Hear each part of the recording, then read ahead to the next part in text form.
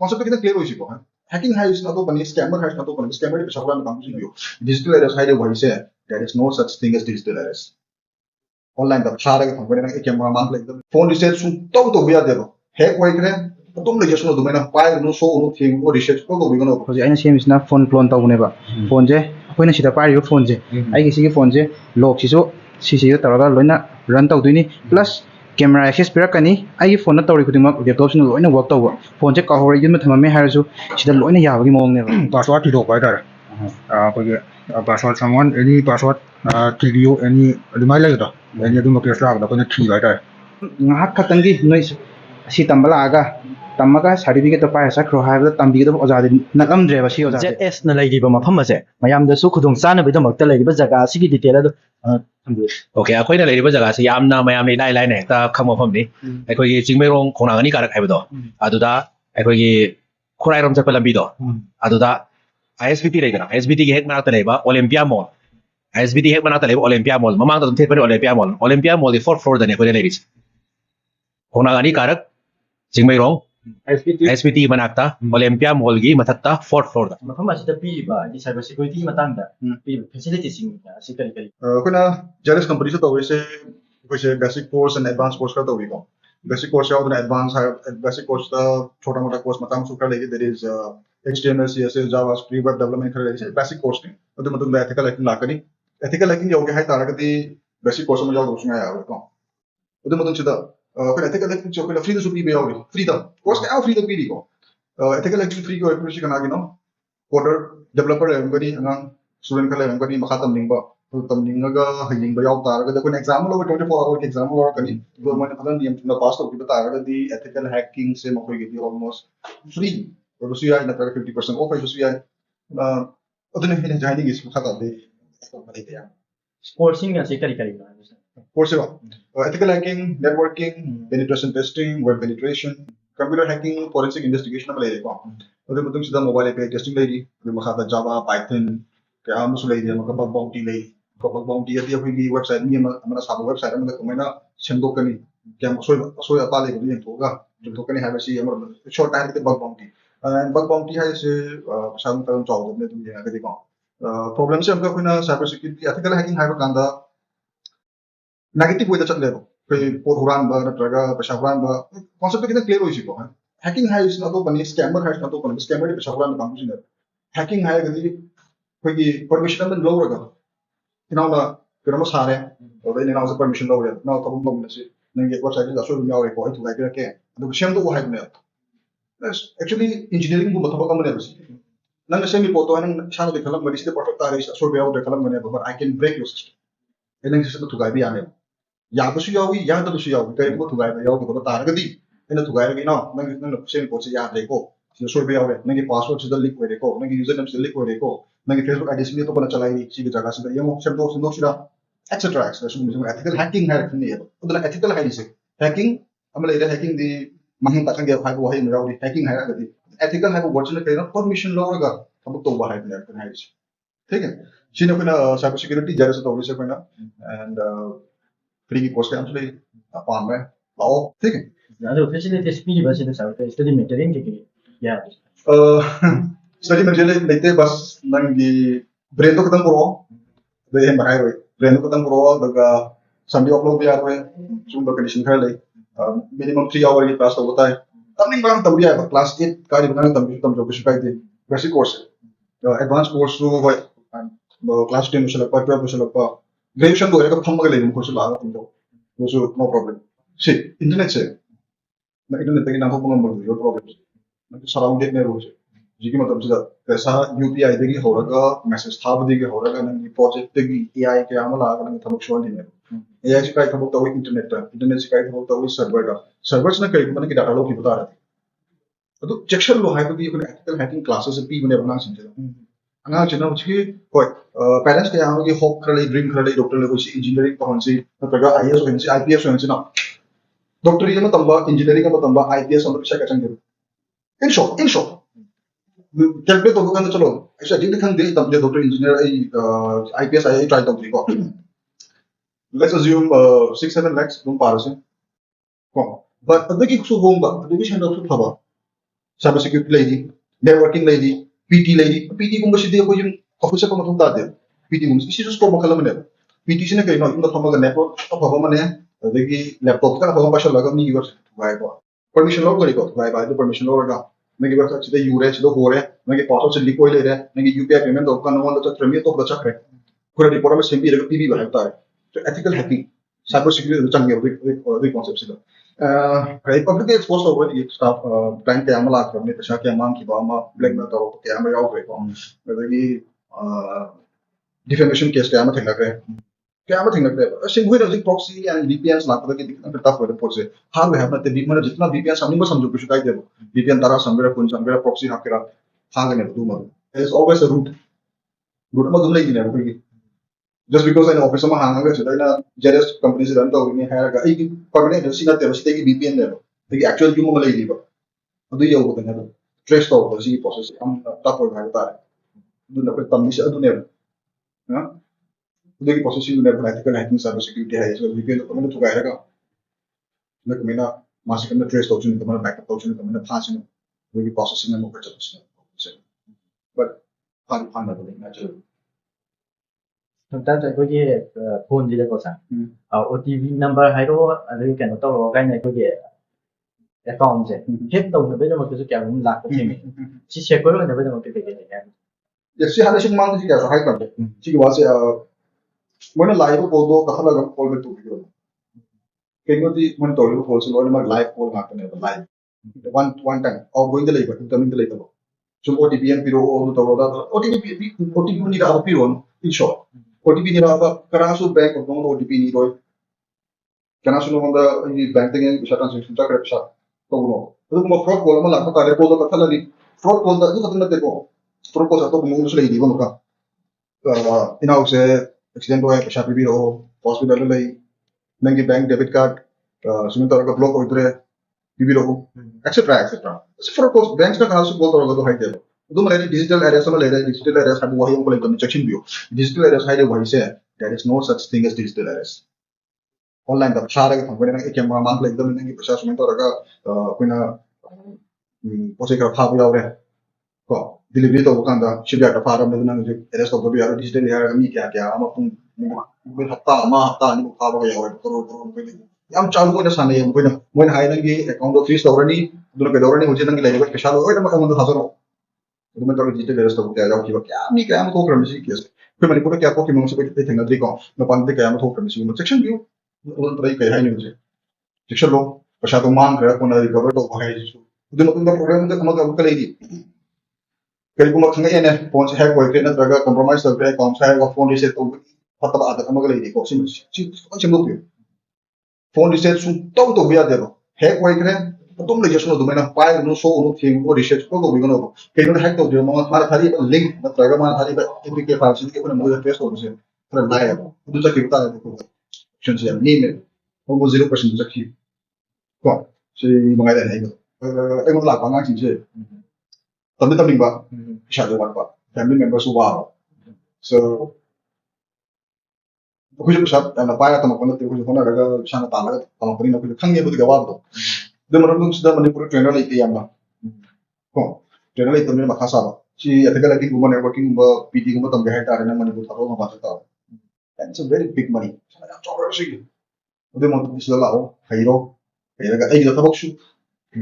na pa ma pa da sa khaira ko na lamni sha ma ga chot sino ko de offer pi se प्रशा तांग पे लौन री बा ma'am loan री ममन दु को तंखाय दि तंखाय दा गा तंखाय दा मोज 80% to 70% पे का अगले तो संगा खैना बा so as an example को तंगा अंतर ले यूज को मोय तो रंगनी मोय कुना गेहर सुनो में अंचंग कुना गेसु गेसु काय देखो अंता हम वीडियो पे का मोय क्या महिले क्या खंगे दु मोय मैम खंग या दु ꯃꯈꯥ ꯇꯥꯔꯛꯄꯁꯤꯗꯤ ꯑꯩꯈꯣꯏ ꯁ꯭ꯇꯨꯗꯦꯟꯠꯁꯤꯡꯒ ꯏꯟꯇꯔꯦꯛꯁꯟ ꯇꯧꯕꯒꯤ ꯄ꯭ꯔꯣꯒ꯭ꯔꯥꯝ ꯃꯈꯥ ꯇꯥꯔꯛꯄꯁꯤꯗꯤ ꯑꯩꯈꯣꯏꯒꯤ ꯁ꯭ꯇꯨꯗꯦꯟꯠ ꯀꯌꯥ ꯑꯃꯁꯨ ꯃꯣꯏꯒꯤ ꯀꯩ ꯇꯧꯔꯤꯅꯣꯗꯤ ꯈꯪꯗ꯭ꯔꯦ ꯑꯗꯣ ꯑꯩꯈꯣꯏ ꯍꯥꯏꯐꯦꯠ ꯎꯅꯖꯕꯒꯤ ꯇꯥꯟꯖꯥꯗꯣ ꯂꯧꯖꯒꯦ ꯃꯃꯤꯡ ꯑꯝꯇ ꯍꯥꯏꯕꯤꯌꯨ ꯑꯦꯂꯦꯛꯁ ꯀꯩꯅꯣ ꯅꯪ ꯇꯧꯔꯤꯁꯦ ꯑꯩ ꯌꯥꯝ ꯍꯥꯏꯖꯅꯤꯡꯗꯦ ꯑꯗꯣ ꯐꯣꯟꯗ ꯈꯛꯇꯪ ꯋꯥꯖꯒꯦ ꯑꯩ ꯐꯣꯟꯁꯦ ꯂꯨ ꯑꯃ ꯍꯥꯡꯕꯤꯌꯨ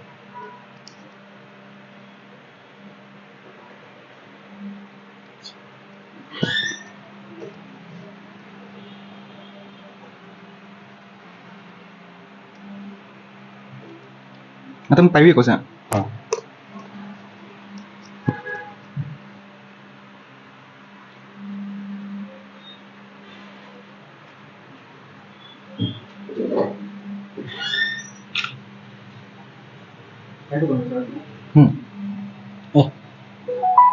Ai searching ko ngayon yung sina.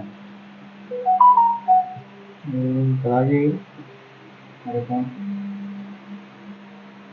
Location. Sampai itu sana. Number mahi. Ai cái number. Ada lagi pun dewe bina itu pa mahi. Atau pagi. Bisa lagi. 700 58 35 699.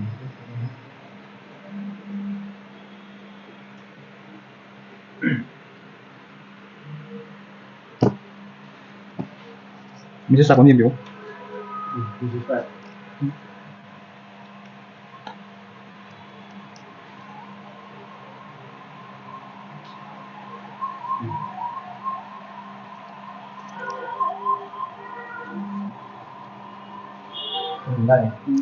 Lo cái phone đấy là nó tấn công bay cái đó. Rồi anh là làm gì cái gì? Cái sai cái na, nhưng tôi message tháo xuống ngầm vậy. Ở đây cái OTP ama mà tôi lâu ngầm vậy. Ai xài ba. Hai phone number gì cái là anh vậy lạc đi. Ở đây file manager, video photo, vậy nè. Mình có cho cái tiếng phone này nhau lâu ngầm vậy cái đó. Đã call log phone nhau rồi cái đó. ꯑꯗꯨꯗꯤ ꯑꯩꯈꯣꯏꯅ ꯄꯥꯏꯔꯤꯕ phone ꯑꯁꯤ secure ꯑꯣꯏꯗꯦ ꯍꯥꯏꯕꯅꯦꯕ ꯀꯩꯗꯤ ꯀꯧꯗꯦꯕ ꯀꯩꯅꯣ ꯇꯧꯔꯤꯁꯤꯅ ꯑꯩꯁꯦ ꯀꯩꯅꯣꯅꯦꯕ CPF ꯇꯧꯕ ꯍꯥꯏꯗꯤ ꯄꯥꯁꯋꯥꯔꯗ ꯊꯤꯗꯣꯛꯄ ꯍꯥꯏꯇꯥꯔꯦ ꯑꯩꯈꯣꯏꯒꯤ ꯄꯥꯁꯋꯥꯔꯗ ꯁꯝꯋꯥꯟ ꯑꯦꯅꯤ ꯄꯥꯁꯋꯥꯔꯗ ꯊꯤꯕꯤꯌꯨ ꯑꯦꯅꯤ ꯑꯗꯨꯃꯥꯏꯅ ꯂꯩꯕꯗꯣ ꯑꯦꯅꯤ ꯑꯗꯨꯝꯕ ꯀꯦꯁ ꯂꯥꯛꯄꯗ ꯑꯩꯈꯣꯏꯅ ꯊꯤꯕ ꯍꯥꯏꯇꯥꯔꯦ ꯄꯥꯁꯋꯥꯔꯗ ꯄꯔꯁꯟ ꯑꯃꯒꯤ ꯃꯥꯡꯈ꯭ꯔꯒꯁꯨ ꯍꯟꯖꯤꯟꯅ ꯊꯤꯗꯣꯏꯅꯦꯕ ꯌꯦꯁ ꯑꯗꯨꯃꯥꯏꯅ ꯊꯤꯗꯣꯏꯅꯦꯕ ꯁꯝ ꯑꯩꯅ ꯑꯦꯅꯤ ꯄꯥꯁꯋꯥꯔꯗ ꯁꯨꯃꯥꯏꯅ ꯂꯥꯛꯑꯦꯕ ꯑꯩꯅ ꯀꯩꯅꯣ ꯋꯥꯔꯗ ꯈꯔ ꯁꯤꯖꯤꯟꯅꯔꯅꯤꯀꯣ ꯀꯣꯗ ꯈꯔ ꯁꯤꯖꯤꯟꯅꯔꯒ ꯁꯨꯃꯥꯏꯅ ꯄꯥꯁꯋꯥꯔꯗꯁꯦ ꯂꯥꯛꯑꯦꯕ ꯁꯨꯃꯥꯏꯅ ꯍꯥꯏꯇꯥꯔꯦ ꯁꯨꯝ ꯄꯥꯁꯋꯥꯔꯗ ꯃꯥꯡꯈ꯭ꯔꯦ ꯑꯗꯨ ꯇꯧꯈ꯭ꯔꯦ ꯂꯥꯛꯏꯅ ꯀꯦꯁ ꯃꯌꯥꯝꯁꯦ ꯁꯨꯃꯥꯏꯅ ꯑꯩꯈꯣꯏꯅ ꯊꯤꯕ ꯍꯥꯏꯇꯥꯔꯦ ꯀꯃꯥꯟꯁꯤꯡꯁꯦ ꯇꯧꯔ ꯃꯇꯨꯡꯗ ꯑꯩꯈꯣꯏꯅ ꯑꯗꯨꯝ ꯐꯪꯉꯣꯏꯗꯕ ꯄꯣꯠꯁꯦ ꯑꯩꯈꯣꯏꯅ ꯐꯪꯍꯟꯕ ꯍꯥꯏꯇꯥꯔꯦ ꯃꯌꯥꯝ ꯋꯥꯔꯧꯕꯤꯅꯣ ꯏꯅꯥꯎꯁꯤ ꯃꯁꯛꯁꯦ ꯃꯌꯥꯝꯗ ꯎꯠꯆꯅꯤꯡꯗꯕꯒꯤ ꯃꯥꯒꯤ ꯐꯦꯁ ꯑꯁꯤ ꯀꯣꯚꯔ ꯇꯧꯖꯔꯦ ꯃꯈꯥ ꯇꯥꯔꯛꯄꯁꯤꯗꯤ ꯏꯅꯥꯎꯒꯤ ꯑꯩ ꯀꯌꯥꯝꯕ ꯀꯧꯋꯦ ꯀꯩꯕ ꯑꯩꯒꯤ ꯀꯌꯥꯝꯕ ꯀꯌꯥꯝꯕꯅ ꯇꯧꯔꯤꯁꯤ ꯀꯩꯅꯣ ꯑꯗꯨ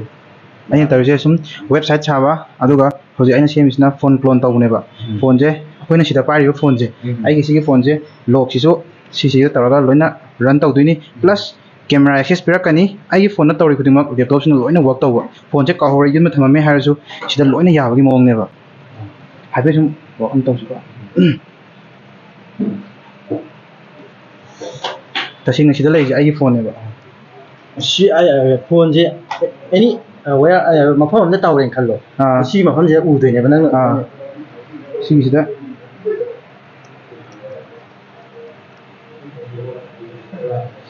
लोक तराने बा लेजे सिदासु लेयेबा चप मानने बा सिमजरिसे लोक लेरेको number नमजरकेबको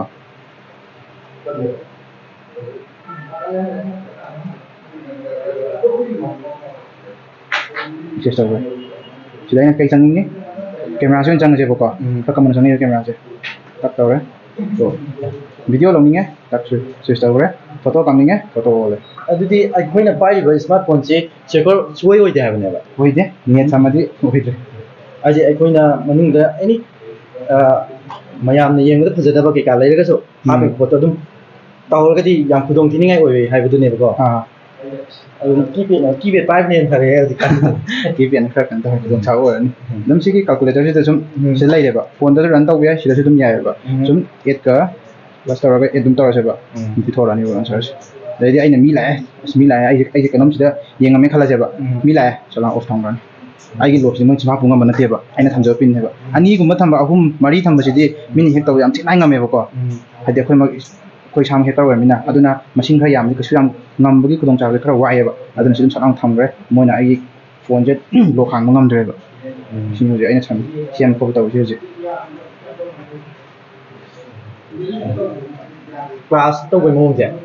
kamai tau ja ba so class ya khoi gi je safety nai ba ko safe nai je hojik batch atopa loi gre aduga hojik khoi sina muk nawnam horapone aduna khoi hojik khak tawri khoi je sida office sida ꯑꯣꯐꯤꯁꯁꯦ ꯄꯨꯡ 8ꯗꯒꯤ ꯍꯥꯡꯒꯅꯤ ꯄꯨꯡ 8 ꯍꯥꯡꯕꯁꯦ ꯑꯩꯈꯣꯏꯁꯦ ꯁꯥꯔꯅ ꯑꯩꯈꯣꯏꯗ ꯈꯨꯗꯣꯡꯆꯥꯕ ꯈꯔ ꯄꯤ ꯍꯥꯏꯗꯤ ꯑꯦꯛꯖꯦꯛ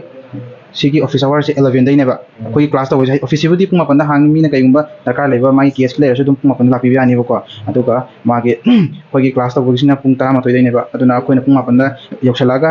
ꯁꯨꯝ ꯄ꯭ꯔꯦꯛꯇꯤꯁ ꯇꯧꯕ ꯈꯣꯠꯄ ꯉꯔꯥꯡꯒꯤ ꯚꯥꯞ ꯇꯧꯍꯧꯗꯕ ꯁꯥꯔꯒ ꯋꯥꯔꯤ ꯁꯥꯟꯅꯕ ꯀ꯭ꯂꯥꯁ ꯇꯧꯔꯗꯤ ꯑꯗꯨꯒꯤ ꯈꯨꯗꯣꯡꯆꯥꯕ ꯂꯩꯇꯦꯕ ꯀ꯭ꯂꯥꯁ ꯇꯧꯔꯤꯉꯩ ꯁꯥꯔ ꯑꯩ ꯉꯔꯥꯡ ꯚꯥꯞ ꯇꯥꯗꯦ ꯍꯥꯏꯕꯗꯤ ꯑꯗꯨꯗꯤ ꯌꯥꯔꯣꯏꯕ ꯑꯗꯨꯅ ꯁꯨꯃꯥꯏꯅ ꯉꯟꯅ ꯂꯥꯛꯑꯅꯤ ꯑꯗꯨꯒ ꯄꯨꯡ 11ꯗꯒꯤ ꯍꯧꯕꯗꯨꯅ ꯄꯨꯡ 4 ꯐꯥꯎꯕ ꯁꯨꯃꯥꯏꯅ ꯂꯩꯌꯦ ꯀ꯭ꯂꯥꯁ ꯇꯧꯕꯒꯤꯁꯦ ꯑꯗꯣ ꯉꯥꯏꯍꯥꯛꯅ ꯇꯝꯃꯤꯕꯁꯦ ꯀꯣꯔꯁꯁꯦ ꯀꯔꯝ ꯂꯣꯏꯔꯒꯦ ꯍꯥꯏꯕꯗꯨꯁꯨ ꯊꯝꯃꯤ ꯍꯧꯖꯤꯛꯁꯦ ꯇꯁꯦꯡꯅ ꯑꯁꯤꯁꯤꯒꯤ ꯄꯣꯠ ꯑꯁꯤꯁꯤꯒꯤ ꯏꯟꯁꯇꯤꯇ꯭ꯌꯨꯁꯟ ꯑꯁꯤꯗ ꯂꯥꯛꯄꯗꯅꯦ ꯃꯈꯜ ꯃꯌꯥꯝ ꯂꯩꯌꯦꯕ ꯃꯥꯒꯤ ꯀꯣꯔꯁꯁꯦ ꯂꯩꯕꯁꯦ ꯑꯁꯤꯗ ꯏꯊꯤꯀꯦꯜ ꯍꯦꯀꯤꯡ ꯑꯣꯏꯅ ꯂꯥꯛꯄꯁꯤꯗ ꯑꯗꯨꯈꯛ ꯆꯪꯉꯒ ꯇꯝꯒꯦ ꯍꯥꯏꯕꯁꯤ ꯁꯨꯡꯌꯥ ꯌꯥꯔꯣꯏꯕ ꯇꯝꯕ ꯂꯥꯛꯄ ꯌꯥꯏ ꯀꯩꯁꯨꯝ ꯀꯥꯏꯗꯦ ꯅꯪꯅ ꯄꯩꯁꯥ ꯂꯨꯄꯥ 50,000 ꯊꯤꯒꯦꯔꯥ 25 ꯊꯤꯒꯦꯔꯥ 30 ꯊꯤꯒꯦꯔꯥ ꯂꯥꯛꯑꯣꯕ ꯇꯝꯒꯦꯕ ꯑꯣꯖꯥꯅ ꯐꯖꯅ ꯇꯥꯛꯀꯅꯦꯕ ꯇꯥꯛꯄꯁꯦ ꯅꯣꯡꯉꯥꯜꯂꯒ ꯅꯪ ꯁꯨꯡꯂꯥꯛ ꯂꯥꯛꯅꯤꯡꯉꯣꯏꯕ ꯇꯁꯦꯡꯅ ꯍꯥꯏꯕꯗꯤ ꯃꯥꯒꯤ ꯕꯤꯒꯤꯅꯔ ꯀꯣꯔꯁ ꯍꯥꯏꯕ ꯑꯃ ꯂꯩꯌꯦꯕ ꯕꯤꯒꯤꯅꯔ ꯀꯣꯔꯁꯁꯤꯗ ꯀꯩ ꯍꯥꯏꯅꯤ ABC ꯇꯝꯕꯅꯦꯕ ABCꯗꯣ ꯍꯩꯔꯀꯥꯟꯗ ꯃꯈꯥ ꯇꯥꯅ ꯃꯥꯒꯤ ꯑꯃꯨꯛ ꯁꯝꯖꯜꯂꯒ ꯑꯦꯄꯜꯁꯦ APPLE ꯂꯥꯛꯄꯁꯦ ꯕꯤꯒꯤꯅꯔꯒꯤꯗꯤ ꯑꯦꯄꯜꯁꯦ ꯑꯁꯤ ꯍꯥꯏꯒꯗꯕꯅꯤꯀꯣ ꯍꯥꯏꯁꯤ ꯂꯥꯛꯑꯒ ꯍꯧꯖꯤꯛ ꯑꯁꯤꯗ ꯕꯤꯒꯤꯅꯔꯁꯤ ꯇꯝ ꯂꯣꯏꯔꯀꯥꯟꯗ ꯏꯊꯤꯀꯦꯜꯗ ꯂꯥꯛꯄꯅꯦꯕ ꯑꯗꯨꯅ ꯍꯧꯖꯤꯛ ꯏꯊꯤꯀꯦꯜ ꯇꯝꯒꯦ ꯍꯥꯏꯔꯒꯗꯤ ꯁꯤꯗꯕꯨ ꯂꯥꯛꯄꯗ ꯀꯣꯔꯁꯁꯦ ꯕꯤꯒꯤꯅꯔꯁꯦ ꯑꯃ ꯍꯥꯟꯅ ꯇꯝꯒꯗꯕꯅꯦꯕ ꯑꯗꯨꯒ ꯑꯗꯨꯝ ꯈꯨꯗꯣꯡꯆꯥꯕꯁꯨ ꯂꯩꯔꯤ ꯍꯧꯖꯤꯛ ꯑꯅꯧꯕ ꯕꯦꯁꯁꯨ ꯍꯧꯗꯣꯔꯦ ꯑꯅꯧꯕ ꯕꯦꯁ ꯍꯧꯕꯁꯤꯗ ꯃꯣꯏꯗꯁꯨ ꯑꯩꯅ ꯍꯥꯏꯅꯤꯡꯉꯤꯁꯦ ꯃꯣꯏꯅ ꯉꯟꯅ ꯂꯥꯛꯄꯗ ꯃꯤ ꯈꯔ ꯈꯟꯀꯠꯅꯒꯅꯤꯕꯀꯣ ꯃꯤ ꯈꯟꯀꯠꯄꯁꯤꯗ ꯃꯣꯏꯒꯤ ꯑꯩꯈꯣꯏ ꯁꯤꯒꯤ ꯑꯣꯐꯤꯁꯁꯤꯒꯤ ꯃꯥꯏꯀꯩꯗꯒꯤ ꯀꯤꯕꯣꯔꯗꯀ ꯃꯥꯎꯁꯀ ꯀꯣꯝꯕꯣ ꯄꯤꯒꯅꯦꯕ ꯀ꯭ꯂꯥꯁ ꯑꯦꯇꯦꯟ ꯇꯧꯕ ꯃꯇꯝꯗꯅꯤꯀꯣ ꯑꯗꯨꯃꯥꯏꯅ ꯄꯤꯕꯒꯤ ꯈꯨꯗꯣꯡꯆꯥꯕꯁꯨ ꯂꯩ ꯌꯥꯝ ꯅꯨꯡꯉꯥꯏꯖꯩ ꯑꯩꯈꯣꯏꯅ ꯁꯨꯝ ꯂꯨꯡꯕ ꯂꯩꯇꯅ ꯇꯥꯖꯕ ꯃꯇꯝꯗ ꯑꯩꯈꯣꯏꯅ ꯀꯩꯅꯣ ꯇꯧꯖꯕ ꯃꯇꯝꯗ ꯍꯦꯀꯔꯒꯨꯝꯕ ꯑꯗꯒꯤ ꯑꯦꯄ꯭ꯂꯤꯀꯦꯁꯟ ꯑꯃ ꯑꯦꯄ꯭ꯂꯤꯀꯦꯁꯟ ꯁꯥꯕꯒꯨꯝꯕ ꯀꯩꯒꯨꯝꯕ ꯇꯝꯕꯁꯦ ꯑꯗꯨꯛꯀꯤ ꯃꯇꯤꯛ ꯄꯩꯁꯥ ꯆꯪꯉꯦ ꯍꯥꯏꯕ ꯃꯄꯥꯟ ꯂꯝꯗ ꯆꯠꯂꯒꯗꯤ ꯂꯝꯗꯝ ꯑꯁꯤꯗ ꯑꯩꯈꯣꯏꯒꯤ ꯂꯝꯗꯝ ꯑꯁꯤꯗ ꯌꯥꯝꯅ ꯍꯣꯡꯕ ꯃꯃꯜꯗ ꯑꯄꯤꯛꯄ ꯑꯦꯃꯥꯎꯟꯗ ꯍꯥꯏꯗꯤ ꯐꯦꯁꯤꯂꯤꯇꯤꯁ ꯄꯤꯕꯁꯦ ꯁꯣꯝꯒꯤ ꯏꯁꯇꯨꯗꯦꯟ ꯑꯃ ꯑꯣꯏꯅ ꯀꯩ ꯆꯨꯝꯃꯦ ꯃꯦꯟ ꯄꯣꯏꯟ ꯑꯗꯨ ꯂꯩꯔꯦ ꯃꯦꯟ ꯄꯣꯏꯟ ꯁꯤꯁꯨ ꯑꯩꯅ ꯍꯥꯏꯅꯤꯡꯕꯅꯦꯕ ꯇꯁꯦꯡꯅ ꯀꯥꯎꯍꯧꯔꯦ ꯇꯁꯦꯡꯅ ꯑꯁꯤꯁꯤꯒꯤ ꯄꯣꯠꯁꯦ ꯃꯄꯥꯟꯂꯣꯝ ꯆꯠꯂꯨ ꯇꯝꯃꯨꯕꯗꯀꯣ ꯏꯟ ꯇꯥꯔꯝ ꯑꯣꯐ ꯋꯥꯟ ꯀꯣꯔꯁꯇ ꯑꯗꯨꯝ 75 ꯑꯗꯨꯝ ꯃꯤꯅꯤꯃꯝꯅꯤꯀோ 1 lakꯃꯨꯛ ꯌꯧꯅꯦꯕ ꯑꯗꯣ ꯁꯤꯗ ꯈ꯭ꯋꯥꯏꯗꯒꯤ ꯈꯨꯗꯣꯡ ꯆꯥꯔꯤꯁꯦ 25 only 25 ꯌꯥꯝ ꯊꯤꯅ ꯈꯨꯗꯣꯡ ꯆꯥꯅ ꯑꯣꯖꯥꯅ ꯇꯝꯕꯤꯕꯅꯦꯕ ꯁꯤꯗ ꯇꯝꯕꯤꯔꯤꯁꯦ ꯑꯗꯨꯝ ꯉꯥꯏꯍꯥꯛ ꯈꯛꯇꯪꯒꯤ ꯅꯣꯏ ꯑꯁꯤ ꯇꯝꯕ ꯂꯥꯛꯑꯒ ꯇꯝꯃꯒ ꯁꯥꯔꯇꯤꯐꯤꯀꯦꯠꯇꯣ ꯄꯥꯏꯔ ꯆꯠꯈ꯭ꯔꯣ ꯍꯥꯏꯕꯗ ꯇꯝꯕꯤꯒꯗꯕ ꯑꯣꯖꯥꯗꯤ ꯅꯠꯂꯝꯗ꯭ꯔꯦꯕ ꯁꯤ ꯑꯣꯖꯥꯁꯦ ꯃꯥꯗꯤ ꯐꯖꯅ ꯒ꯭ꯌꯥꯟ ꯇꯥꯅ ꯇꯝꯕꯤꯕ ꯑꯗꯨꯒ ꯍꯩꯔꯒ ꯆꯠꯈꯤꯕꯁꯤꯅꯦꯕ ꯃꯥꯅ ꯈ꯭ꯋꯥꯏ ꯄꯥꯝꯃꯤꯁꯤꯁꯨ ꯑꯩꯈꯣꯏꯅꯁꯨ ꯄꯥꯝꯖꯕꯗꯣ ꯍꯩꯔ ꯆꯠꯈꯤꯕꯗꯣ ꯄꯥꯝꯃꯦꯕ ꯁꯥꯔꯇꯤꯐꯤꯀꯦꯠ ꯄꯥꯏꯔꯒ ꯍꯧꯖꯤꯛ ꯇꯥꯕ ꯃꯤ ꯃꯌꯥꯝ ꯂꯩꯔꯤꯑꯕ ꯑꯁꯤꯁꯨ ꯑꯣꯏꯅꯤꯡꯗꯦꯕ ꯑꯩꯈꯣꯏꯁꯨ ꯁꯥꯔꯅꯁꯨ ꯑꯩꯈꯣꯏꯗ ꯑꯣꯏꯕꯒꯤ ꯑꯗꯨꯒꯤ ꯑꯌꯥꯝꯕ ꯄꯤꯗꯦꯕ ꯑꯗꯨ ꯑꯣꯏꯍꯟꯅꯤꯡꯗꯦꯕ ꯑꯩꯈꯣꯏꯁꯨ ꯁꯥꯔꯅ ꯐꯖꯅ ꯇꯝꯕꯤ ꯄꯩꯁꯥ ꯅꯨꯡꯁꯥꯁꯨ ꯑꯗꯨꯝ ꯐꯖꯅ ꯇꯥꯕꯤ ꯃꯄꯥꯟꯂꯣꯝ ꯆꯠꯂꯨꯔꯒ ꯇꯝꯕ ꯐꯪꯗꯕ ꯍꯥꯏꯗꯤ ꯇꯝꯅꯤꯡꯉꯒꯁꯨ ꯃꯅꯤꯄꯨꯔꯗ ꯂꯩꯅ ꯃꯄꯥꯟꯂꯣꯝꯗ ꯆꯠꯂꯒ ꯇꯝꯒꯦ ꯈꯜꯂꯒ ꯄꯩꯁꯥ ꯈꯨꯗꯣꯡꯆꯥꯗꯕꯒꯤ ꯂꯩꯕ ꯃꯤꯁꯤꯡ ꯑꯣꯏꯔꯒꯁꯨ ꯑꯁꯤꯗ ꯑꯗꯨꯝ ꯄꯥꯎ ꯐꯥꯎꯔꯒ ꯑꯣꯖꯥꯒ ꯎꯅꯔꯒ ꯁꯤꯗ ꯇꯝꯕ ꯌꯥꯕ ꯈꯨꯗꯣꯡꯆꯥꯕꯁꯨ ꯂꯩꯔꯤ ꯑꯗꯨꯃꯛ ꯍꯥꯏꯅꯤꯡꯉꯤ